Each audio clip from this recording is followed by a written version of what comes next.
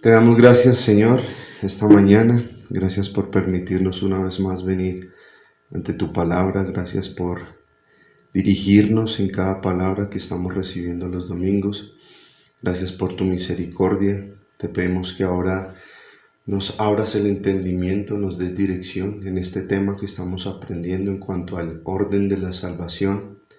Gracias, Señor, por toda la claridad, porque sabemos que tu palabra, la doctrina correcta, transforma nuestras vidas de manera contundente. Y a eso, Señor, hemos venido, a darte gloria, honra y a entender lógicamente, Señor, que tú haces una obra en cada una de nuestras vidas, que nos transformas por medio de tu palabra, de tu Santo Espíritu que mora en nosotros.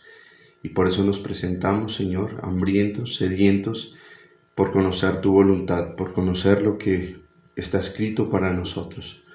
Hoy te damos gracias por todo lo que nos das, lo que recibimos de manera tan inmerecida en nuestras casas, nuestras familias, en la semana. Y Señor, siempre recordando que tú eres el centro de todo, que tú eres nuestro sumo sacerdote, nuestro Señor, el cual eres digno de toda gloria y toda honra. Por eso venimos hoy humillados, con nuestro corazón quebrantado, reconociendo solamente en ti la grandeza, el poderío y la majestad. Gracias, Señor, por este momento y bendícenos en estos minutos de enseñanza. Amén. Muy buenos días, Iglesia. Nuevamente nos encontramos para continuar estudiando nuestra serie, la cual tiene que ver con el orden de la salvación. Es lo que estamos hablando en estas semanas. Y precisamente hace 15 días hablábamos acerca del primer paso de la salvación, que tiene que ver con la elección. Fuimos elegidos desde antes de la fundación del mundo por Dios. Y hablando allí de la elección, también hablábamos acerca de lo que es la predestinación. La predestinación es una orden que Dios da con anticipación acerca de aquellos que han sido predestinados para salvación. Pero también esa orden de predestinación, predestinar es dar una orden anticipada de parte de Dios, veíamos que también tiene que ver con aquellos que se condenan. Es decir, hay una doble predestinación para salvación y para condenación. Eso fue lo que estudiamos hoy hace 15 días. Hace 8 días tuvimos un momento como iglesia, hablamos acerca de algunas cosas que estamos pasando como iglesia, las cuales nos sirvieron mucho, nos edificaron mucho, pero fue un paréntesis hoy hace 8 días en cuanto a nuestra enseñanza. Y la idea, lógicamente, el día de hoy es continuar hablando acerca del orden de la salvación. Ahora, como todos lo saben, y más de uno lo tiene escrito, en el orden de la salvación seguiríamos estudiando lo que tiene que ver con el llamado. Pero antes de hablar acerca del llamado, que es el segundo paso de la salvación, me gustaría que hoy tocáramos un tema que surge a causa de haber hablado acerca de la elección y de la predestinación. Es un tema que no podemos pasar por alto. Es un tema que surge por lo que hablamos hoy hace 15 días, elección y predestinación. Y ese tema se conoce, es llamado dentro de la teología bíblica como la expiación limitada. Hoy vamos a hablar, iglesia, acerca de este tema, de la expiación limitada. Es algo que por supuesto la Biblia enseña. Nosotros no vamos a encontrar estas palabras de manera literal en la Biblia, como tampoco encontramos otras palabras como la palabra Trinidad, pero sabemos que toda la Biblia enseña acerca de la Trinidad, como también después de estar estudiando el orden de la salvación, podemos ver, entender y concluir que la Biblia también nos habla acerca de la expiación limitada. Y quiero que el Señor, y por eso le pedíamos hace un momento, nos ayude esta mañana para poder entender este tema que genera confusión, ha causado mucha confusión durante mucho tiempo en la iglesia cristiana, pero que nosotros, estoy seguro, vamos a entender mucho mejor luego de estudiar la elección y la predestinación. No podíamos estudiar la expiación limitada sin antes haber aprendido acerca de la elección y predestinación. Así que, aunque es un tema que causa confusión, estoy seguro que el Señor va a ser bueno, misericordioso, es bueno y misericordioso, y esta mañana nos va a permitir entender la expiación limitada. Ahora, para comenzar, quiero darte una definición de expiación. Tal vez para la mayoría esta palabra expiación no es muy conocida, no es muy común. Yo quiero resumirte de la siguiente manera, hablándote de la definición de expiación. Mira, expiación hace referencia a la muerte de Cristo y al pago de nuestros pecados. Es decir, en la cruz, Cristo expió nuestros pecados, nos perdonó. En una frase resumida, Cristo, escucha por favor, tomó nuestros pecados, murió por ellos y ahora nos perdona.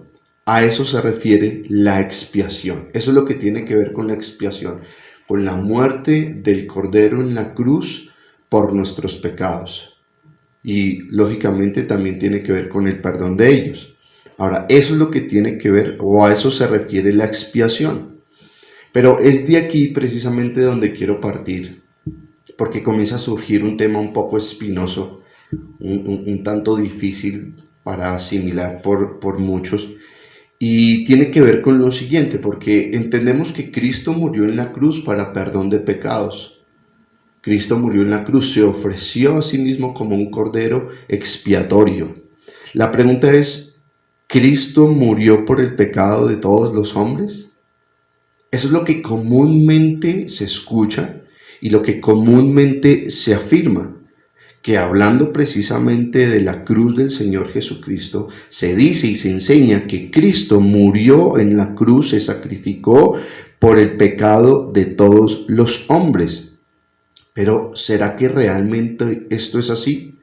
Esto es lo que durante muchos años como cristianos hemos escuchado, que Cristo murió pagó el precio por los pecados de toda la humanidad, que se entregó por la maldad, por el pecado y perdonó a todos los hombres en el sacrificio que hizo en la cruz. Pero ¿será que esto es correcto? ¿Será que esto es así, que es definitivo? ¿Por qué estoy tocando este tema y por qué quiero que surja esta situación? Por la razón sencilla de lo siguiente, y es que si precisamente hace 15 días estábamos hablando de la elección y de la predestinación, de la doble predestinación, de cómo unos son predestinados para salvación y otros para condenación. Entonces, en base a eso y concluyendo esa enseñanza completamente bíblica y cierta, entonces en base a eso nosotros no podemos llegar a concluir que esa enseñanza que hoy en día se habla de que Cristo murió por todas las personas, por todos los pecados de los hombres, puede ser cierta. Porque entonces, si Cristo murió por el pecado de todas las personas, para perdonar a todas las personas, entonces la doble predestinación no tendría sentido. No tendría sentido decir que algunas personas se condenen. Por lo tanto, es importante aclarar lo que tiene que ver con la expiación limitada. La expiación limitada. Ahora, quiero que hablemos también de lo que quiero decir al hablar expiación limitada, porque tal vez al escuchar esa palabra limitada, tú pienses algo que no es y tal vez te vayas por el camino incorrecto. Ahora, primero quiero decirte lo que no es la expiación limitada, para luego sí poder entender lo que es la expiación limitada. Y en primer lugar, lo que no es la expiación limitada, no nos estamos refiriendo al hablar de expiación limitada a que Dios tiene como tal algún tipo de limitación. Claro que a eso no nos estamos refiriendo. Dios, como lo sabemos, es todopoderoso. Dios es infinito, Él no tiene límites. Decir que Dios tiene límites es definitivamente ir en contra de la misma palabra de Dios, es ir en contra de la Escritura. Entonces, expiación limitada no está hablando de que Dios tenga alguna limitante como tal. Eso es falso, porque Dios es todopoderoso. Expiación limitada tampoco es no es enseñar como tal que lo que Cristo hizo en la cruz no fuera suficiente, como si la expiación que él llevó a cabo solo alcanzaba para cierto número de personas y ya, cierto cupo, y hasta ahí alcanzó el sacrificio. tampoco nos estamos refiriendo a que eso sea la expiación limitada. Y lógicamente, al hablar de este tema, de esta doctrina, tampoco nos referimos a que a la hora de predicar el Evangelio solamente lo debemos de hacer a las personas elegidas. Claro que a eso tampoco nos referimos, porque la palabra de Dios enseña que el Evangelio, que las buenas nuevas deben de ser comunicadas a todas las criaturas. El Evangelio debe ser predicado universalmente. Entonces, eso no es, y quiero entrar aclarándolo, a eso no nos referimos cuando hablamos acerca de la expiación limitada.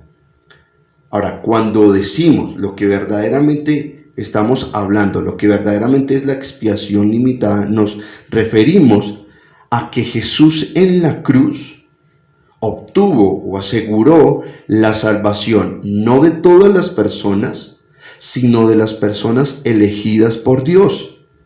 Este sacrificio se conoce como expiación limitada. No aseguró, no otorgó, no se sacrificó para la salvación de todos, sino que se sacrificó, se ofreció, pagó el precio por los pecados solamente de aquellos elegidos predestinados para salvación desde antes de la fundación del mundo. Y es por eso que decimos que la expiación, que el sacrificio es limitado, porque solamente cubre a aquellos que fueron elegidos de parte de Dios. A eso nos referimos al hablar de expiación limitada. Ahora, y aunque eso es así, como ya lo vamos a hablar y lo vamos a aclarar por toda la Escritura, pues lamentablemente eso no se enseña hoy en día. El Evangelio que tú vas a escuchar y el cual se ha proclamado durante mucho tiempo es un Evangelio diferente, es un Evangelio que no va de acuerdo a la Escritura. Porque, ¿qué es lo que dice el Evangelio hoy en día? ¿Qué es lo que se escucha predicar en muchos lugares? Que Cristo en la cruz hizo posible la salvación para todas las personas, para todas, y que lo único que tú necesitas es aceptar a Jesús en tu corazón. Ahora, de alguna manera este pseudo-evangelismo enseña de alguna forma que en la salvación Dios hace una parte, pero que en la salvación también tú estás llamado a hacer otra parte. ¿Cuál es tu parte? Aceptar a Jesús en tu corazón. Ahora, por un lado, yo no niego que hay muchas doctrinas bíblicas, enseñanzas bíblicas que nos han dejado ver que definitivamente hay asuntos en nosotros como cristianos en los que debemos de ser activos y no pasivos, debemos de participar, tenemos parte de responsabilidad como en la santidad y es algo que vamos a ver, pero definitivamente al hablar de la salvación, en cuanto a la salvación, no podemos nosotros llegar a decir que participamos de ella de alguna manera. Nos beneficiamos, es diferente, pero el único que puede llevar a cabo de principio a fin el plan, la obra redentora de salvación, solamente es Dios. Nosotros no tenemos parte en la obra de salvación. Pero lamentablemente hoy en día se escucha ese evangelio. Dios hizo todo lo necesario, Dios hizo todo lo posible, pero ahora necesitas que tú des el paso y que lo aceptes. Si tú no lo aceptas, entonces para ti no hay salvación. De alguna u otra manera se percibe que la salvación no está completa si tú no das el paso, si tú no aceptas a Jesús en tu corazón. Entonces, esa es la situación. Ese es el evangelio que hoy en día se predica. Pero nosotros tenemos que comenzar a analizar y tenemos que comenzar a examinar. Y lo primero que quiero que comencemos a examinar, a preguntarnos, es lo que estamos hablando. Es decir, ¿cuál era el propósito principal de Dios al enviar a su Hijo Jesucristo aquí a la tierra? Lógicamente sabemos que todo se basa, el centro está en la muerte en la cruz. Pero lo que necesitamos comenzar a entender, y como ya lo he venido hablando, es que esa muerte en la cruz no era para perdón de toda la humanidad, no era para perdonar los pecados de todos los hombres, sino para perdonar solamente el pecado de los elegidos. Expiación limitada. Ahora, para confirmar precisamente esto, quiero darte pasajes, quiero mostrarte que la Biblia de eso nos habla y que no lo estoy inventando. Quiero que por favor busquen en sus Biblias el siguiente pasaje, que es Juan 17, 6 al 9. Juan 17, 6 al 9. Dice de esta manera, presta la atención: a los que me diste del mundo les he revelado quién eres. Eran tuyos, tú me los diste, y ellos han obedecido tu palabra. Ahora saben que todo lo que me has dado viene de ti, porque les he entregado las palabras que me diste. Y ellos las aceptaron. Saben con certeza que salí de ti y han creído que tú me enviaste. Ruego por ellos.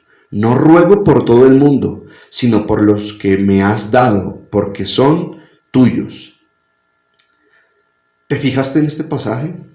Este pasaje, de alguna manera, lo quieras o no, nos está hablando de exclusividad.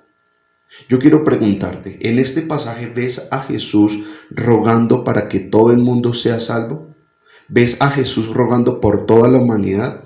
Claro que no. Lo que tú notas en este texto es que Jesús hace un ruego, hace un clamor, pero por aquellos que el Padre le ha entregado. Por los que tú me diste, no por todo el mundo, sino por los que el Padre le ha dado.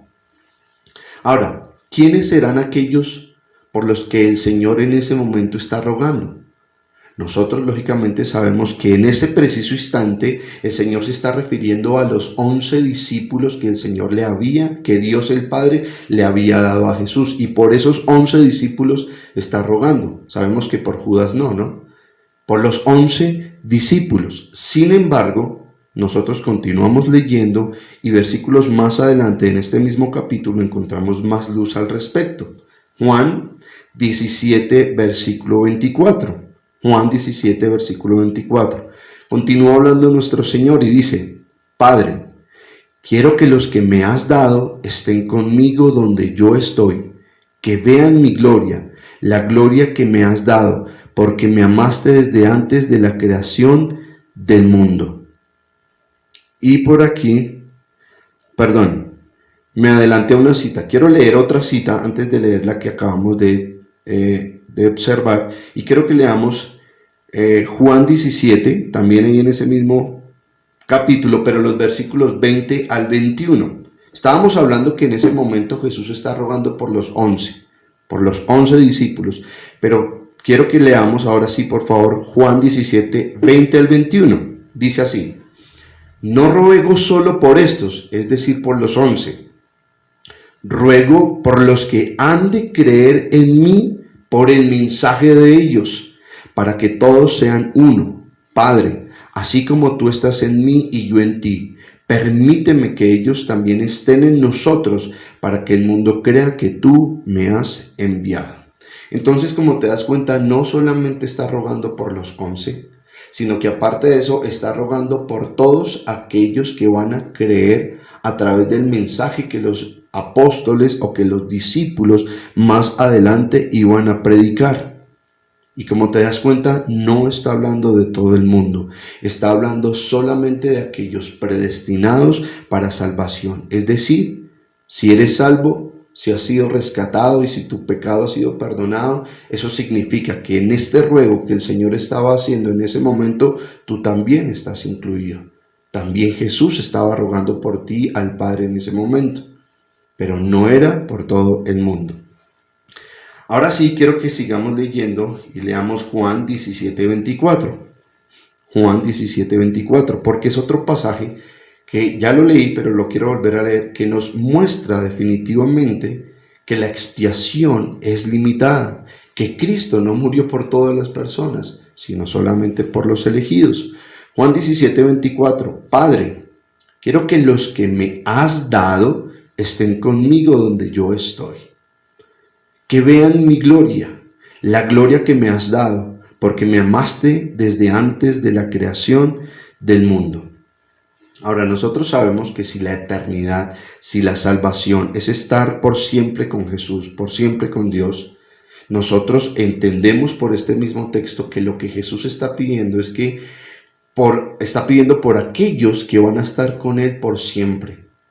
por los que han sido elegidos. Padre, quiero que los que me has dado estén conmigo donde yo estoy.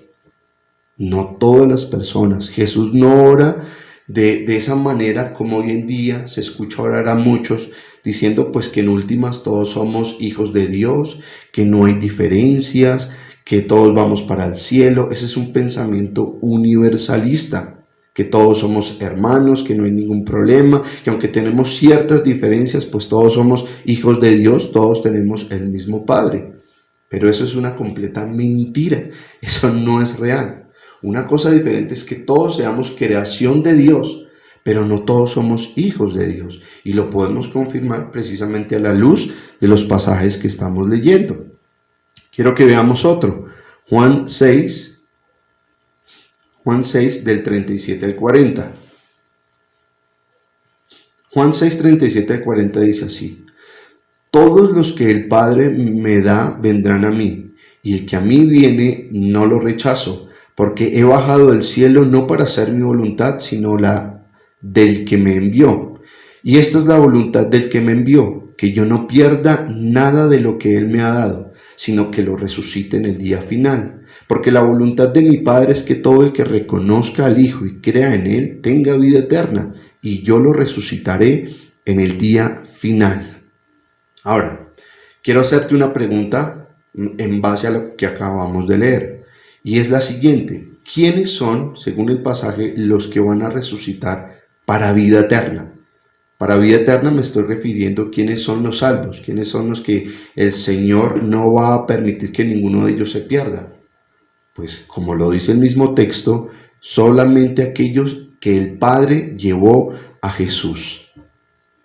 El Padre llevó a un grupo de personas elegidas desde antes de la fundación del mundo para salvación y los acercó a Jesús.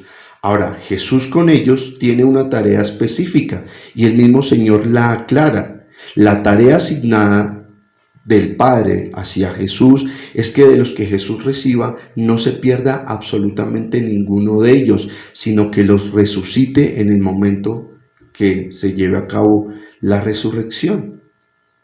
Ahora, piensa por un momento, razonemos bíblicamente en base a lo que estamos leyendo. Si tú, o coloquemos mi ejemplo, si yo, José Ignacio, si el Padre dijo, José Ignacio es elegido para salvación, desde antes de la fundación del mundo lo dijo así, lo predestinó así, dio la orden anticipada, el Padre la dio, ¿qué pasaría si entonces en el momento en que resuciten los muertos, todos están allí reunidos y cuando Dios vaya a buscar a José Ignacio se dé cuenta que él no está? Comienza a llamar a lista, comienza a llamar a los que él había apartado y en ese momento se da cuenta que yo no estoy. Ahora, si yo no estoy, aun cuando fui ya elegido por Dios, entonces, ¿de quién vendría a ser la responsabilidad de que yo no estuviera en la resurrección de los muertos? Es decir, ¿es culpa entonces mía de que entonces yo perdí la salvación, aun cuando Dios me eligió? ¿De quién sería la responsabilidad allí si en mi caso, al haber sido llamado por Dios, al haber sido elegido por Dios, no apareciera en la resurrección de los muertos? Según el texto, el responsable sería el Señor Jesús. Él es el responsable, Él tiene la tarea de guardar a todos los que el Padre llama y de resucitarlos en el día postrero. Así que si eso llegaría a pasar, que lógicamente es imposible, llegaríamos a decir entonces que Jesús se equivocó, que Jesús falló. Y si Jesús falló, entonces Él no es Dios. Y si Él no es Dios, entonces no tenemos ningún sentido en estar predicando la palabra. La palabra sería una mentira. Mejor desechémosla, dejémosla a un lado. Si la salvación fuera mi responsabilidad, entonces las cosas serían diferentes. Pero como te das cuenta, el Padre llama, los lleva a Jesús y Jesús es el que se encarga de guardarlos, el que se encarga de llevar su vida, en cuanto a la salvación me refiero, y el que se encarga de resucitarlos. Por eso es que es absurdo llegar a pensar que la salvación se puede perder.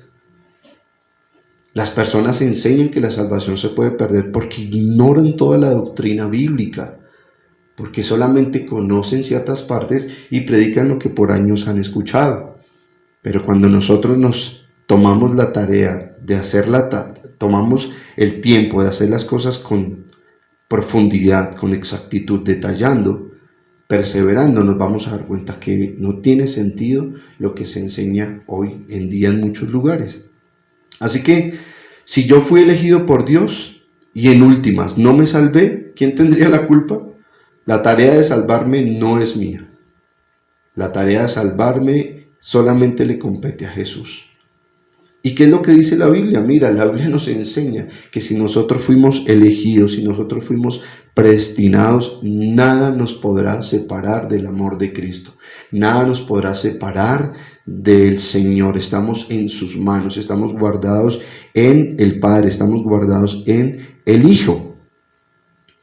A ver, ¿o tú crees que si, volviendo al ejemplo que puse hace un momento, si fui llamado por Dios, elegido por Dios desde antes de la fundación del mundo, Dios está con nosotros cuando los muertos resuciten? Él percibe que José Ignacio no está, que falta. ¿Cuál sería entonces la manera en la que le hablaría Dios al Hijo? ¿Dónde está José Ignacio? Yo lo llamé, yo lo elegí, ¿dónde está? No aparece. ¿Qué le podría contestar el Señor Jesús? Padre, pero lo que pasa es que Él no me aceptó en su corazón. Lo que pasa es que Él no hizo la oración de fe. Yo intenté y lo rodeé de muchas maneras. En toda su vida lo custodié para que Él tomara la decisión, para que Él diera el paso, Padre, pero no lo hizo. No hizo la oración, no me aceptó en su corazón. Por lo tanto, no puedo hacer nada. Se me sale de las manos. ¿Tú crees que esas serían las palabras del Señor? ¿Tú crees que esa sería la forma de responder? Por supuesto, nosotros sabemos que eso es un absurdo. Que el Señor llegara a decir, Padre, y como yo soy un caballero y como yo no voy a hacer algo que Él no me permite hacer, por lo tanto yo lo dejé. Yo sé que tú lo llamaste, yo sé que tú lo elegiste, pero Él no me lo permitió, no hizo la oración, no decidió por mí. Por lo tanto, Padre, pues ahí está la razón de que no esté en la resurrección de los muertos. Qué absurdo es pensar de esa manera, pero de alguna u otra forma es una conclusión lógica a la que llegaríamos si llegamos a pensar que el evangelio correcto es aquel que enseña que entonces yo decido salvarme o no, si acepto o no acepto a Jesús en mi corazón. Eso no funciona de esa manera. La salvación no depende de ningún individuo en particular, de ningún individuo. Ahora, ¿te imaginas que ese sea el Dios omnipotente del cual nosotros vemos en la Biblia? Es decir, si la salvación depende de cada individuo, tendríamos que llegar a otra conclusión lógica. Tendríamos que pensar que Dios hizo todo lo posible para salvar a las personas. Dios desarrolló su plan al máximo, llegó hasta donde Él podía, pero que en últimas depende de cada ser humano. Él hizo todo lo posible, sin embargo ya la salvación es problema de cada cual. Él está haciendo allá, está cruzando los dedos para que cada persona decida por él. Nada tiene que ver con el Dios omnipotente, soberano, omnisciente, todopoderoso que nosotros conocemos de la Escritura. Pero todo lo que estoy hablando sería la conclusión lógica de pensar que la salvación depende de lo que nosotros decidamos, de si aceptamos o no aceptamos a Jesús en nuestro corazón. Cuando la realidad es que si tú fuiste llamado, si tú fuiste elegido, si tú fuiste predestinado, tu salvación está asegurada y absolutamente nada evitará que llegues a la eternidad. Como lo acabamos de ver en todos los pasajes que hablan de expiación limitada, no a todos. Pero si tú estás dentro de aquellos que fueron llamados, nada evitará que tú llegues a la eternidad, que Cristo te resucite en el momento que lo haga. Pero bien, expiación limitada es muy clara por toda la palabra. Sin embargo, sé que tú puedes estar pensando en algunos textos, algunos pasajes que aparentemente contradicen la expiación limitada, porque hay pasajes donde aparentemente contradicen lo que esta mañana les estoy hablando. Y quiero que leamos tres de esos pasajes que aparentemente contradicen la expiación limitada. El primero de ellos es 1 de Juan 2:2. Quiero leerlos, que ustedes los escuchen, pero lógicamente ya los vamos a comprender mucho mejor. 1 de Juan 2:2. Él es el sacrificio por el perdón de nuestros pecados, y no solo por los nuestros, sino por los de todo el mundo. Caramba, José Ignacio, se le pasó este pasaje. Lo que usted está enseñando es una mentira. Mire lo que dice 1 Juan 2:2. No solamente murió por nuestros pecados, sino por los de todo el mundo. Se me pasó este texto. No lo consideré. No, iglesia, estoy enseñando una mentira. Claro que no. No niego que al leer estos textos, ya los voy a terminar de leer, cualquier persona podría llegar a pensar que ese evangelio que hoy en día se enseña, de que Jesús, de que Dios hizo todo lo posible, pero ahora está en ti el aceptarlo o no, podría ser cierta. No niego. Pero definitivamente por eso es que Dios nos llama a que estudiemos las Escrituras, a que no seamos negligentes, sino que pongamos en práctica día tras día lo que debemos de poner en práctica. Leer, orar, pedirle al Señor que nos ayude. Mira otro texto que aparentemente contradice la expiación limitada. Juan 3:16. Porque tanto amó Dios al mundo que dio a su Hijo unigénito para que todo aquel que en él cree no se pierda, sino que tenga vida eterna. Dice que amó a todo el mundo. Dios amó a todos. ¿Cómo estás hablando de expiación limitada? ¿Cómo hablas de que el sacrificio solo fue para algunos? Eso es una mentira, según Juan 3:16, porque Dios amó a todo el mundo. Ya lo vamos a aclarar. Segunda de Pedro 3:9.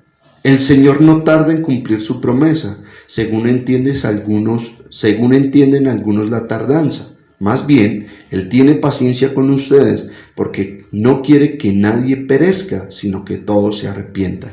Ahí está, José Ignacio. Dios no quiere que nadie perezca, sino que todos se arrepientan. Entonces, son textos que no niego, que aparentemente contradicen la expiación limitada, que aparentemente podría uno llegar a pensar que lo que estamos hablando esta mañana es una mentira, que Cristo no murió por solamente algunos, sino que murió por todos. Pero quiero que detallemos esto, quiero que lo podamos entender mejor, quiero que tomemos pasaje por pasaje y lo podamos estudiar, lo podamos entender. Ahora, ¿qué es lo que ocurre? Antes de podernos de ir a la tarea de estudiar cada uno de estos textos. Mira, en este punto, al encontrar esta aparente contradicción, muchos llegan a decir, bueno, entonces ¿quién tiene la verdad? ¿O la expiación es limitada? ¿O la expiación más bien viene a ser ilimitada? Porque hay textos que dicen lo contrario, a que sea limitada. Entonces, ¿cómo llegamos a una conciliación? Entonces, por quien tenga más textos podemos llegar a decir que tiene la verdad y el otro no. Es decir, el que aparezca más textos aprobando una doctrina, ¿hacia allá nos vamos? ¿Por la mayoría de textos? ¿O de qué manera entonces podemos conciliar esta situación? ¿O hacemos la fácil? Hacemos la fácil, la que hoy en día es tan común. Lo que hoy en día muchos hablan y dicen y apuestan que eso es cristianismo. Dice, mira, no, pues a la final, pues tú tienes tu verdad, yo tengo mi verdad, pues lo importante es que nos amemos. No interesa quién tiene o quién no tiene la razón, lo importante es que nos amemos. O como también hoy en día se habla muchas veces, mira, Dios a ti te habla de esa forma, pero pues Dios a mí me habla de otra manera. No entramos en discusiones, no es lo correcto. Ahora, esas formas de conciliar, ¿suenan amorosas? Claro que suenan amorosas, claro que suenan buenas, respetables, pero ¿es algo bíblico? ¿Esta manera de conciliar una doctrina es algo bíblico? ¿Es así como Dios quiere entonces que cerremos este tema? Que a la final lo importante es que nos amemos, no importa quién tenga la razón, que Él tiene su verdad y yo tengo mi verdad, que Dios le habla a Él de una manera y Dios me habla a mí de otra manera. ¿Te parece eso lógico? ¿Te parece eso algo bíblico? No puede ser lógico. No podemos llegar entonces a decir que unos hablan y enseñan que la expiación es ilimitada, que Él murió por los pecados de todas las personas, y por otro lado llegar a nosotros a enseñar que eso no es así, que Él solamente murió por unos, por los elegidos. Entonces esto es una contradicción. No nos podemos sencillamente cruzar los brazos y decir, bueno, a la final que cada uno piense lo que quiera. Eso no debe ser así. La Biblia dice que nosotros debemos de buscar la verdad y de seguirla. La Biblia dice que Jesús es el camino, la verdad y la vida. Así que lo que debemos de hacer es llegar bíblicamente a la conclusión de qué es cierto y de qué es falso. Debemos de hacer precisamente lo que Pedro dijo, debemos estar preparados para presentar defensa ante aquellos que demanden razón de nuestra esperanza. No podemos quedarnos en silencio, no podemos conciliar de esta manera. Pablo también lo enseñó, que debemos de derrumbar argumentos que no son los correctos, que debemos derrumbar todo argumento altivo que se presente. Así que no podemos sencillamente dejarlo así, concluir que cada quien piense lo que quiera. Lo que debemos de hacer es profundizar y estudiar. Y es lo que quiero que comencemos a hacer. Y lo vamos a hacer entonces con el primer pasaje que aparentemente contradice la expiación limitada. Y es el pasaje que leíamos en 2 de Pedro 3:9. 2 de Pedro 3:9. Quiero volver a leerlo. El Señor no tarda en cumplir su promesa, según entienden algunos la tardanza. Más bien, Él tiene paciencia con ustedes porque no quiere que nadie perezca, sino que todos se arrepientan. Ok, aquí lo primero que debemos hacer es tener en cuenta que hay palabras importantes, hay palabras claves. Esas palabras importantes que no podemos dejar a un lado son las palabras quiere, cuando dice no quiere que nadie perezca. La palabra quiere es importante, la palabra nadie y la palabra todos. Ahora, quiero que comencemos a hablar de la palabra quiere. La palabra quiere en este texto es la palabra, según el original, es la palabra bulé. Ahora, teológicamente hablando, bulé se conoce como la voluntad decretiva de Dios. Bulé se conoce como la voluntad inquebrantable de Dios, lo que Él ordena que pase y que absolutamente nadie va a poder quebrantar. Es algo inalterable. Así que cuando el texto dice que Dios no quiere que que no quiere que nadie perezca, lo que está diciendo es que Dios no permitirá que nadie perezca. Lo que Pedro está diciendo en este pasaje es que Dios no permitirá que ninguno se pierda. Entonces todos se salvarán. Entonces todos van a ser salvos. Pues entonces, entonces esto afirmaría la expiación ilimitada, que Cristo murió por todos. Pero sigámoslo entendiendo, sigámoslo aclarando. Y quiero que ahora podamos entender lo siguiente, porque aparece la palabra también y es la palabra nadie. Y allí la palabra nadie, es importante que entiendas algo. Cuando Él dice que nadie perezca, quiero volverlo a leer, dice el texto, más bien Él tiene paciencia con ustedes porque no quiere que nadie perezca, sino que todos se arrepientan. No se está refiriendo ese nadie y no se está refiriendo ese todos a toda la humanidad. No se está refiriendo a todo el género humano. Ahora, nadie y todos pertenecen a un mismo grupo. No se está refiriendo a todo el género humano. Se está refiriendo a un grupo limitado de personas. Ahora, ¿cómo nosotros lo sabemos? Por el mismo texto. Quiero que te des cuenta, que observes bien lo que dice. Dice Dios, y lo voy a volver a leer porque no quiero que se nos pase. Dice, el Señor no tarda en cumplir su promesa, según entiende algunos la tardanza. Y mira lo que sigue a continuación porque es clave. Más bien, Él tiene paciencia, y observa la palabra que aparece, con ustedes. Aparece una palabra que es también muy importante, pero que no le hice énfasis al comienzo. Más bien, Él tiene paciencia con ustedes, porque no quiere que nadie de ustedes perezca, porque no quiere que perezca, sino que todos ustedes se arrepientan. Entonces, por eso es importante entrelazar la palabra ustedes a nadie y a la palabra todos, porque nadie y todos no se refiere al todo el género humano. Nadie y todos se refiere a ustedes.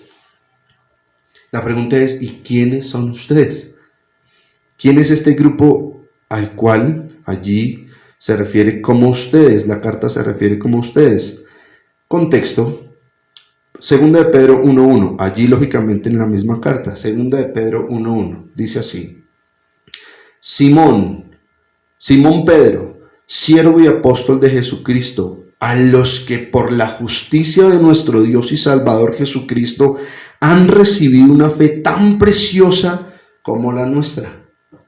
Entonces, ese ustedes del cual estamos aprendiendo se está refiriendo sencillamente a los elegidos para salvación. Así que cuando Dios dice que quiere que nadie se pierda, ¿de quién está hablando?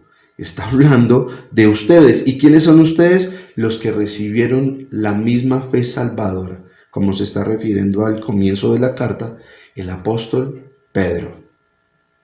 Entonces, el contexto se está refiriendo a ustedes, a un grupo. Y ese ustedes nos aclara el primer versículo de la carta, que son aquellos que recibieron una fe salvadora.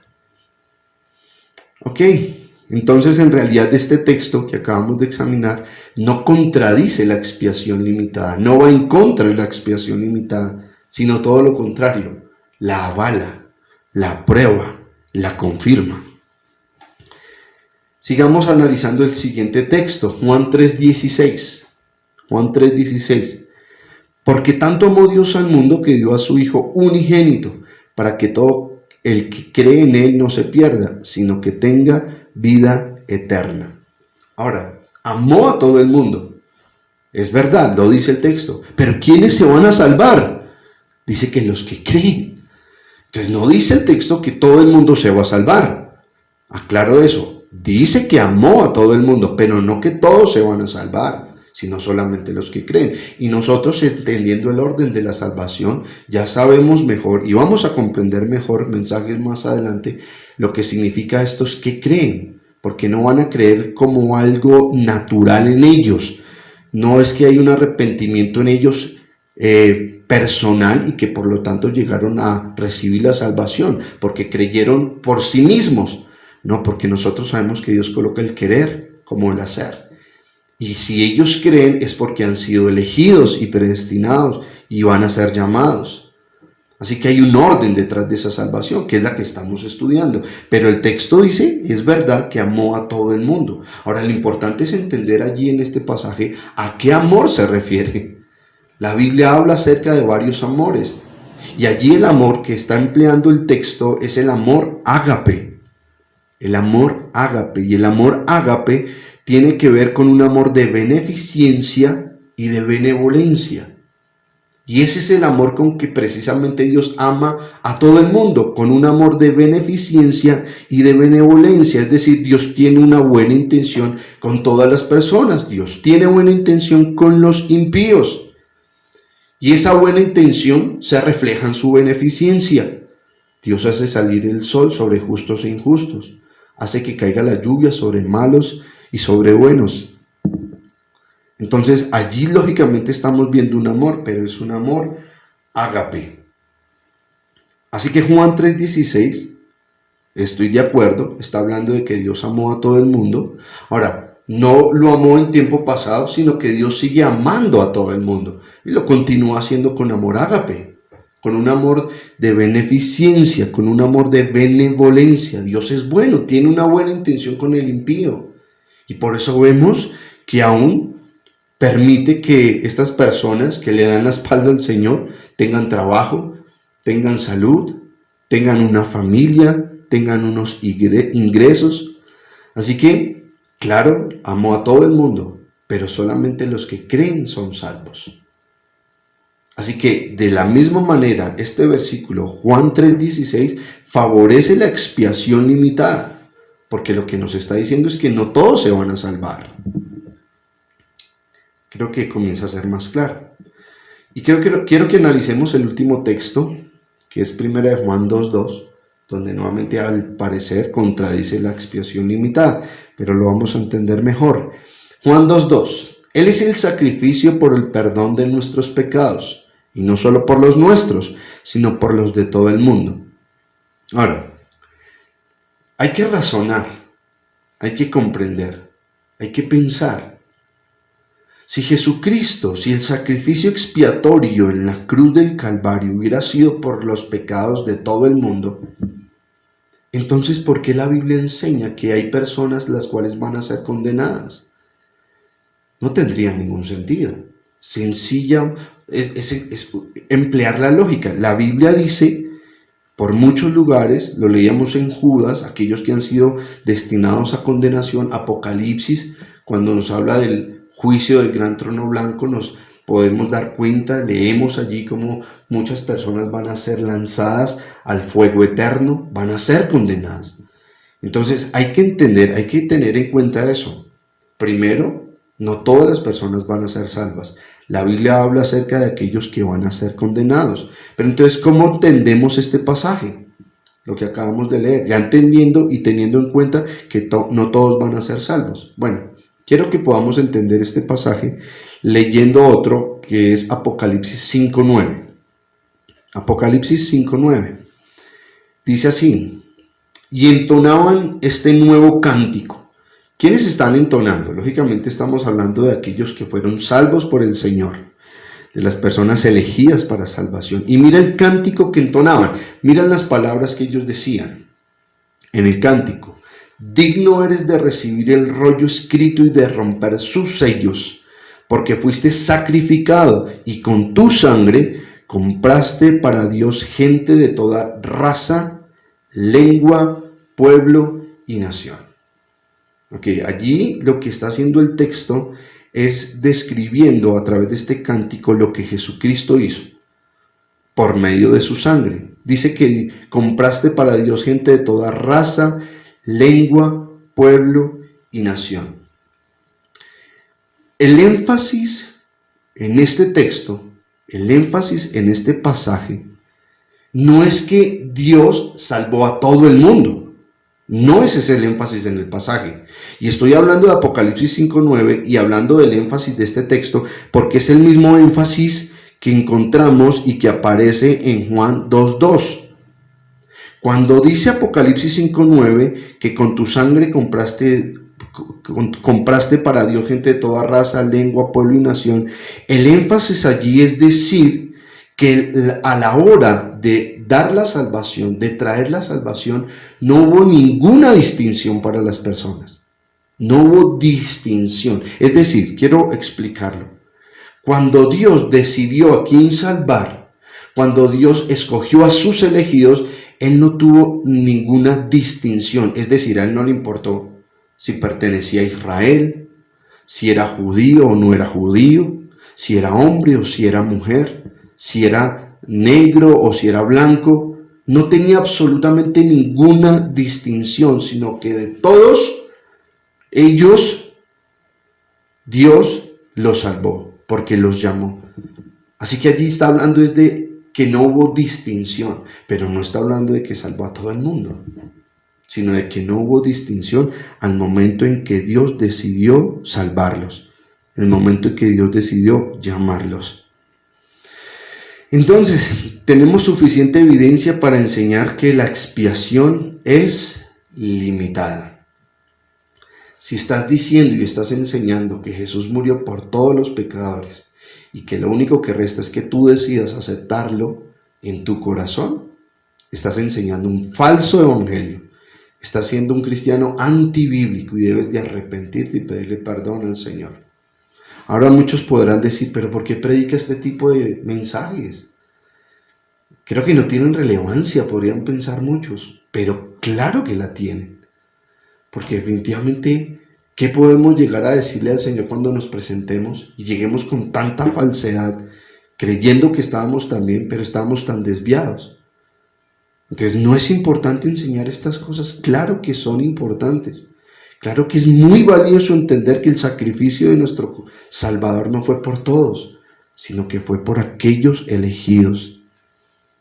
Entonces, Tal vez tú puedes decir, entonces, ¿qué les digo? Cuando voy a predicar, cuando voy a llevar las buenas nuevas, ¿cómo le hablo a las personas? Cristo tal vez pagó el precio por ti. Ese sería el evangelio. De esa manera deberíamos entonces de hablar. Mira, a lo mejor, no sé si sí o si no, puede ser. Más adelante lo vamos a saber, si pagó o no pagó el precio por ti. Es decir, de esa forma es como debemos entonces comunicar el mensaje, porque la expiación es limitada. Entonces vas a cambiar el evangelio, porque esto es lo que te queda. ¿O qué les vas a decir? ¿Les vas a decir que Jesús ya pagó el precio por ellos? ¿Que lo único que debes de hacer es aceptarlo? Claro que no. Lo que debes de hacer es precisamente lo que aprendíamos algunas semanas. ¿Qué es lo que debes de comunicar en el evangelio? ¿Cómo se predica en el evangelio? Ya lo vimos. Predicas acerca de quién es Cristo. Predicas acerca del Dios de la Biblia que se encarnó, que murió y resucitó por los pecados y que un día va a venir y va a juzgar al mundo. Y que si te humillas ante Él, puedes alcanzar perdón. Ese es el evangelio. No lo tienes que alterar. No tienes que agregar ni quitar. Tienes que ser bíblico. Ahora, ¿le estás diciendo que ya pagó el precio por ti? En ningún momento se lo dijiste. Quedaría confirmado que sí pagó el precio realmente por esa persona, si a la larga esa persona se humilla y se arrepiente delante del Señor. ¿Y qué pasa cuando ese instante ocurre en la vida de alguien? ¿Qué es lo que nos dice la Biblia si alguien viene arrepentido y humillado delante del Señor? La Biblia dice que Dios no rechaza el corazón contrito y humillado.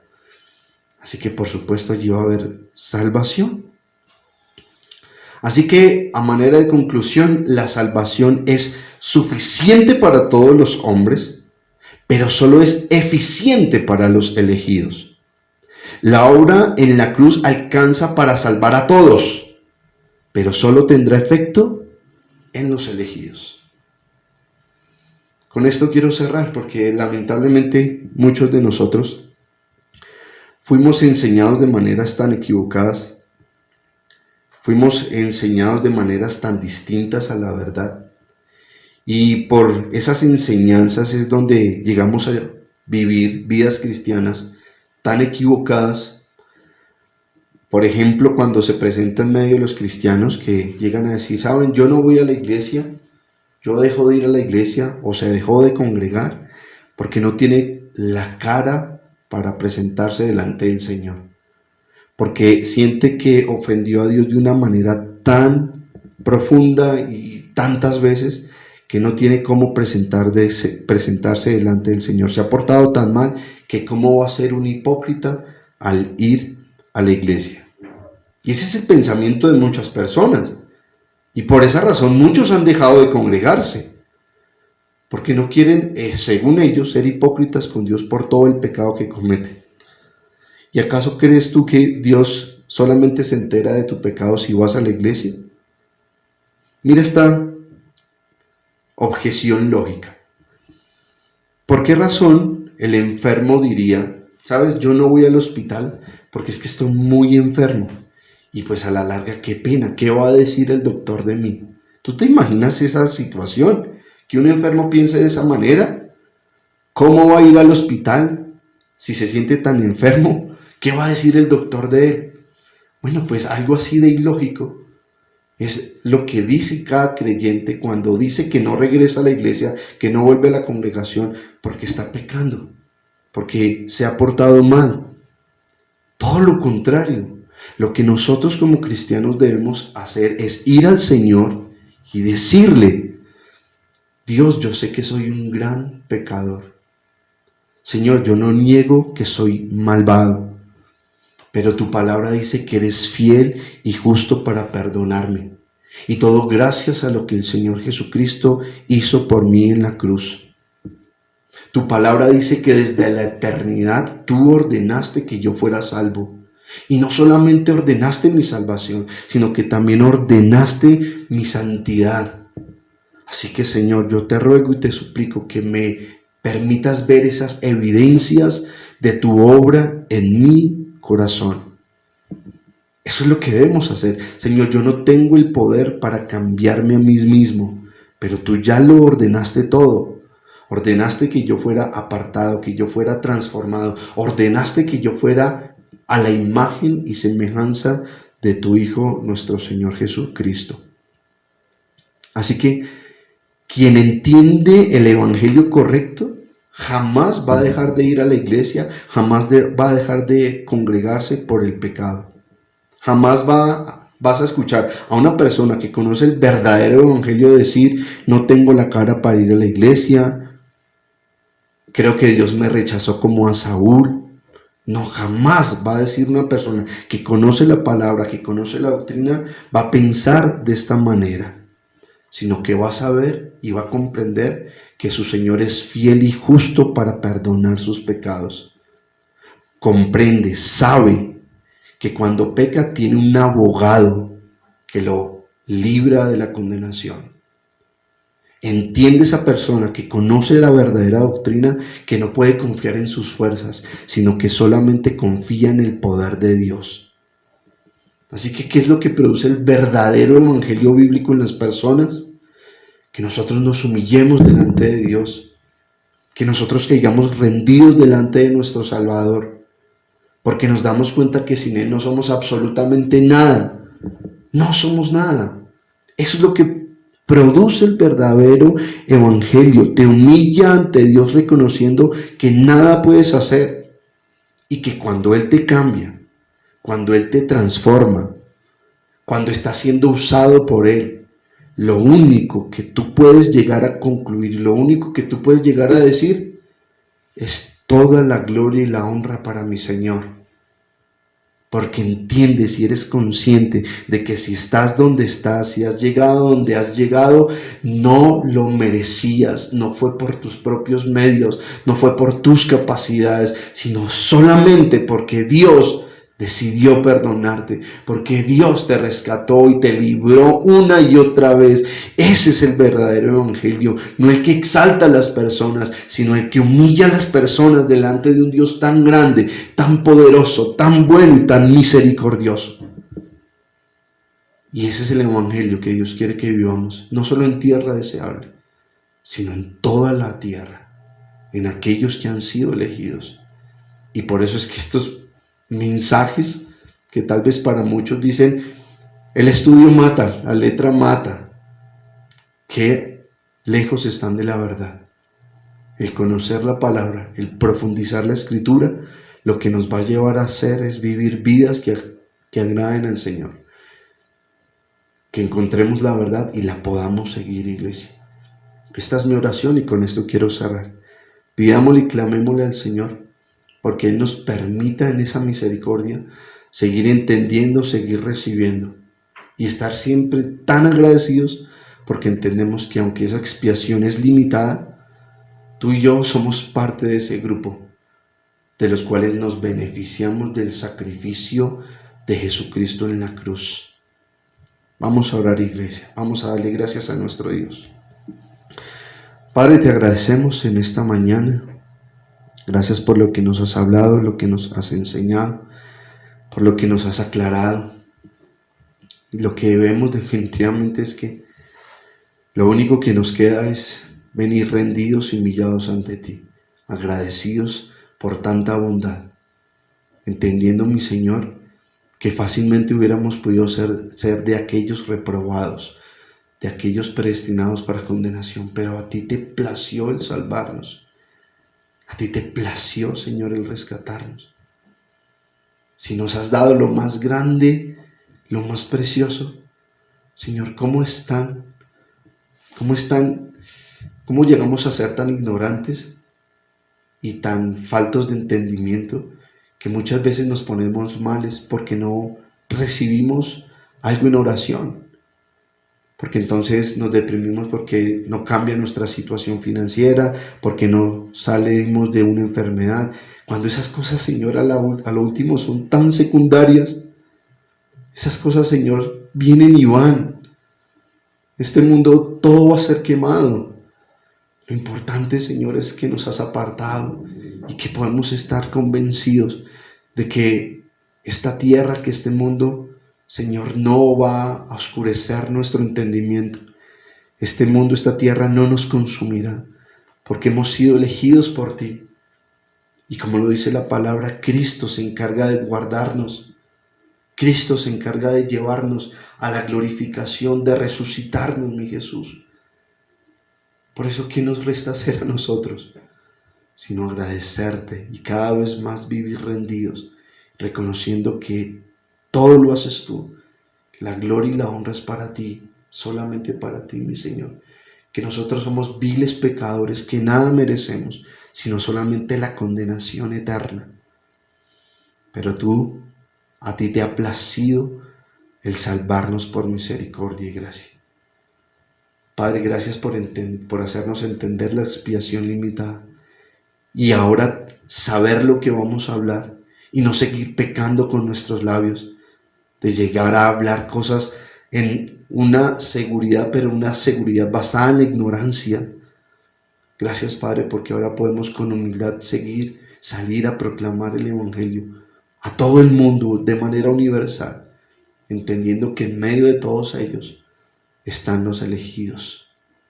Gracias, mi Señor, por este servicio. Gracias por este orden de la salvación que estamos entendiendo cada vez más. Te pedimos, Señor, nos ayudes, que podamos colocar nosotros la diligencia para seguir creciendo. Gracias, Señor. Amén y amén.